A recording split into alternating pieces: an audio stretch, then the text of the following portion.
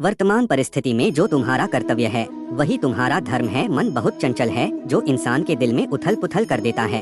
जब वे अपने कार्य में आनंद खोज लेते हैं तब वे पूर्णता प्राप्त करते हैं। प्रबुद्ध व्यक्ति के लिए गंदगी का ढेर, पत्थर और सोना सभी समान हैं। आपके कर्म ही आपकी पहचान है, वरना एक नाम के हजारों इंसान हैं। धर्म केवल कर्म से होता है, कर्म के बिना धर्म की कोई परिभाषा ही नहीं है। अहंकार करने पर इंसान की प्रतिष्ठा, वंश, वैभव तीनों ही समाप्त हो जाते हैं। जीवन में कभी भी किसी से अपनी तुलना मत कीजिए। आप जैसे हैं सर्वश्रेष्ठ हैं। बुरे कर्म करने नहीं पड़ते हो जाते हैं और अच्छे कर्म होते नहीं करने पड़ते हैं।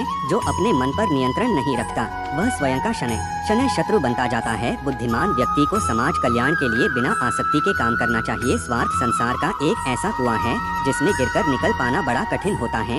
सेहत के लिए योग और किसी की जरूरत पर सहयोग, दोनों से ही जीवन बदलता है। आत्मज्ञान की तलवार से काटकर अपने हृदय से अज्ञान के संदेह को अलग कर दो। दुष्ट लोग अगर समझाने मात्र से समझ जाते तो यकीन मानो महाभारत कभी ना होता। मनुष्य अपने विश्वास से निर्मित होता है। जैसा वो विश्वास करता है वैसा वो बन जाता है। मान अपमान, लाभ हानि, खुश हो जाना या दुखी हो जाना, यह सब मन की शरारत है जिसे तुम अपना समझकर मग्न हो रहे हो। बस यही प्रसन्नता तुम्हारे दुखों का कारण है। उस इंसान का मंजिल से भटक जाना तय है जिसकी संगत में नकारात्मक लोग रहते हैं। प्रेम सदैव माफी मांगना पसंद करता है और अहंकार सदैव माफी सुनना पसंद करता है।